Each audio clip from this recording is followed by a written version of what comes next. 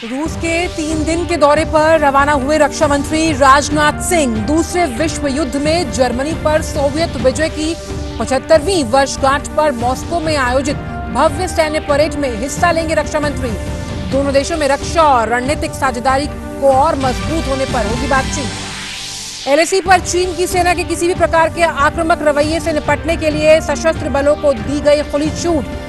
चुशुल मोल्जो में भारत और चीन के बीच कोर कमांडर स्तर की बातचीत जारी।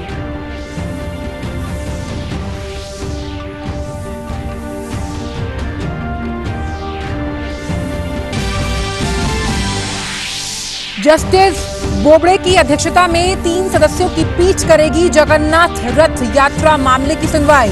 कोरोना संकट में सार्वजनिक भागीदारी के बिना यात्रा निकालने के पक्ष में सरकार।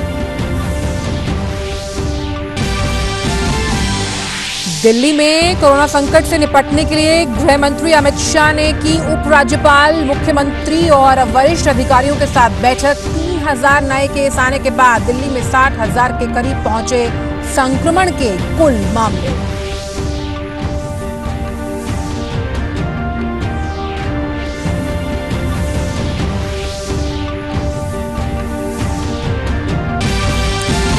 भारत में कोरोना से रिकवरी की दर बढ़कर हुई 55.77%। अब तक 2,37,195 मरीजों ने दी कोरोना को मात। देश में अब तक 1,74,387 सक्रिय मामले। संक्रमण से देश में अब तक 13,699 लोगों की मौत। और विश्व स्वास्थ्य संगठन के अनुसार एक दिन में दुनिया भर में कोरोना के सर्वाधिक 1,83,000 नए मरीज आए सामने। संक्रमितों की संख्या 89,52,000 के पार। 4,68,000 से ज्यादा लोगों की मौत। सबसे अधिक प्रभावित अमेरिका में कोरोना संक्रमितों का आंकड़ा 22,79,000 से ऊपर। वहीं ब्राजील में 50,000 के पार पहुंचा मौत का आंकड़ा। मैं हूं आंचल गुलाटी गुंबर और आइए अब नजर डालते हैं इन सभी खबरों पर एक बार विस्तार के साथ। रक्षा मंत्री राजनाथ सिंह आज रूस की 3 दिन की यात्रा पर रवाना हो गए, जहां वो दूसरे विश्व युद्ध में जर्मनी पर सोवियत विजय की 75वीं वर्षगांठ के अवसर पर एक भव्य सैन्य परेड में भाग लेंगे। ये सैन्य परेड मॉस्को में आयोजित होगी। 24 जून को मॉस्को में ये परेड आयोजित की जाएगी और रूस रवाना होने से पहले रक्षा मंत्री ने एक ट्वीट किया और अपनी यात्रा की जानकारी दी और उम्मीद जताई कि उनकी यात्रा से दोनों देशों के बीच रक्षा और रणनीतिक साझेदारी को और गहरा करने के तरीकों पर बातचीत करने का अवसर मिलेगा। रक्षा मंत्री ने कहा कि वे मॉस्को में 75वें विजय दिवस परेड में शामिल होंगे।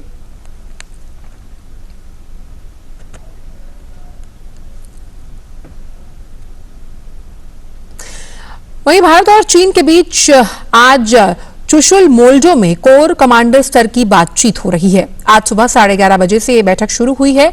ये पहली बार है जब कोर कमांडर स्तर की वार्ता एलएसी में चुशुल मोल्जो सीमा पर हो रही है।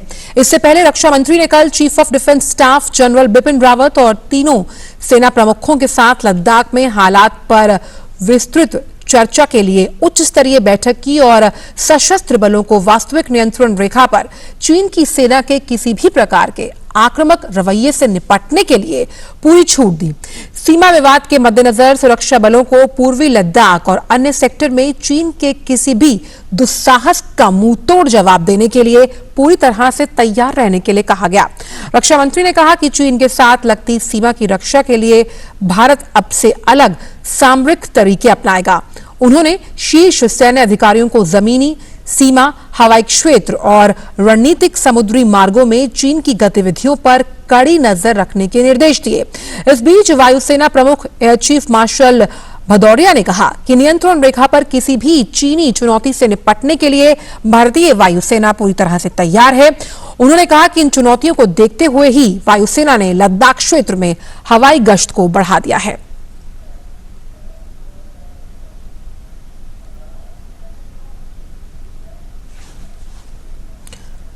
भारत के जो मुख्य न्यायाधीश हैं एस.ए. बोबडे की अध्यक्षता वाली सुप्रीम कोर्ट की 3 जजों की पीठ पूरी जगन्नाथ मंदिर रथ यात्रा मामले की सुनवाई करेगी। केंद्र ने सुप्रीम कोर्ट के सामने वार्षिक रथ यात्रा मामले का जिक्र किया और कहा कि कोरोना वायरस महामारी को ध्यान में रखते हुए इसे सार्वजनिक भागीदारी के बिना आयोजित किया जा सकता है। सुप्रीम कोर्ट 18 जून के अपने पहले के आदेश को संशोधित करने की मांग करने वाली 4 याचिकाओं पर आज सुनवाई कर रही है। इस बीच ओडिशा सरकार ने कल कहा था कि वो श्रद्धालुओं के इकट्ठा हुए बगैर जगन्नाथ रथ यात्रा निकालने के गजपति महाराजा दिव्य सिंह देव के अनुरोध पर कानूनी रूप से अनुकूल कदम उठाएगी। भारत के खिलाफ अपनी नापाक गतिविधियों को जारी रखते हुए पाकिस्तानी सैनिकों ने फिर से संघर्ष विराम का उल्लंघन किया, जिसमें सेना के एक जवान दीपक कार्की शहीद हो गए, जिसका भारतीय सेना ने बहादुरी के साथ जवाब दिया है।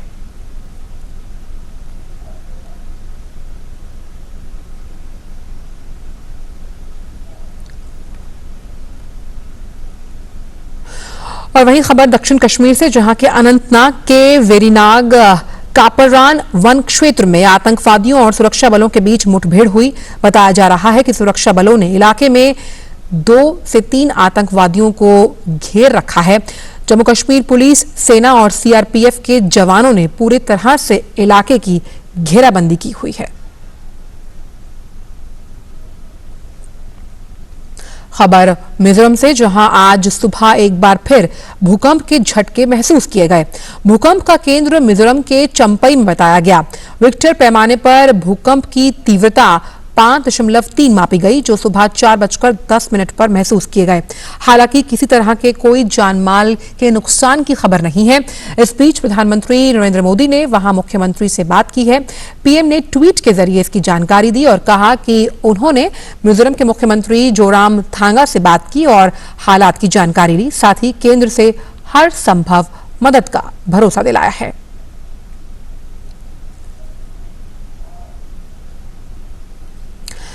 केंद्रीय गृह मंत्री अमित शाह ने भी राज्य के मुख्यमंत्री जोराम थांगा से फोन पर बात की। गृह मंत्री ने भूकंप के बाद हुए नुकसान की भरपाई के लिए केंद्र सरकार की ओर से हर संभव सहायता का आश्वासन दिया।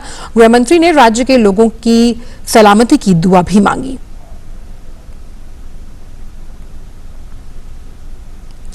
साथ ही केंद्र की ओर से मिल रहे सकारात्मक और सहयोगात्मक रुख के बाद मुख्यमंत्री जोराम थांगा ने प्रधानमंत्री और केंद्रीय गृह मंत्री को आभार व्यक्त किया। मुख्यमंत्री ने ट्वीट कर लिखा कि 12 घंटे के भीतर 2 भूकंप ने मिजोरम को हिलाकर रख दिया। संबंधित विधायक और जिला प्रशासन द्वारा नुकसान का आकलन किया जा रहा है। संयोग से किसी के हताहत होने की अभी तक कोई सूचना नहीं है। मदद के आश्वासन के लिए माननीय प्रधानमंत्री और माननीय गृह मंत्री को धन्यवाद।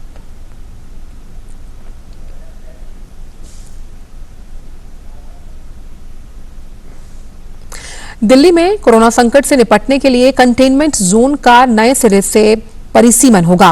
गृह मंत्री अमित शाह की अध्यक्षता में हुई बैठक में दिल्ली में कोविड-19 की कंटेनमेंट रणनीति पर बात हुई। बैठक में नीति आयोग के सदस्य डॉक्टर वी.के. पॉल समिति की रिपोर्ट प्रस्तुत की गई, जिसमें कंटेनमेंट जोन का नए सिरे से परिसीमन करने का और उसका सख्ती से निगरानी करने के साथ साथ उस पर नियंत्रण के लिए कहा गया है। इसके साथ साथ आरोग्य सेतु की मदद से संक्रमितों की कॉन्टैक्ट ट्रेसिंग और क्वारंटाइन करना, कंटेनमेंट जोन के बाहर भी हर घर का सूचीकरण और निगरानी, दिल्ली में संक्रमण के फैलाव जांचने के लिए सेरोलॉजिकल सर्वे और 27 जून से 10 जुलाई के बीच 20,000 लोगों की सैंपल टेस्टिंग और फिर उसके बाद नतीजों के आधार पर व्यापक रणनीति बनाने की बात कही गई है। रिपोर्ट में योजना की मंजूरी से लेकर टीमों के गठन और जमीनी स्तर पर कार्रवाई के लिए समय सारणी भी तय की गई। गृह मंत्री ने दिल्ली के मुख्यमंत्री को इस रणनीति को लागू करने की सलाह दी। उन्होंने ये भी निर्देश दिया कि दिल्ली सरकार हर मृतक के संबंध में परिस्थितियों का आकलन करे, तो साथ ही हर मृत्यु की जानकारी केंद्र को मिले।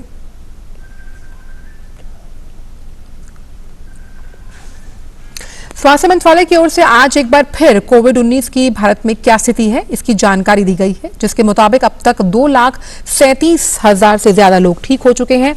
ठीक होने वाले लोगों की दर बढ़कर 55.77% पर पहुंच गई। अभी करीब 1,74,000 से ज्यादा मरीज संक्रमित हैं, जिनका विभिन्न अस्पतालों में इलाज चल रहा है।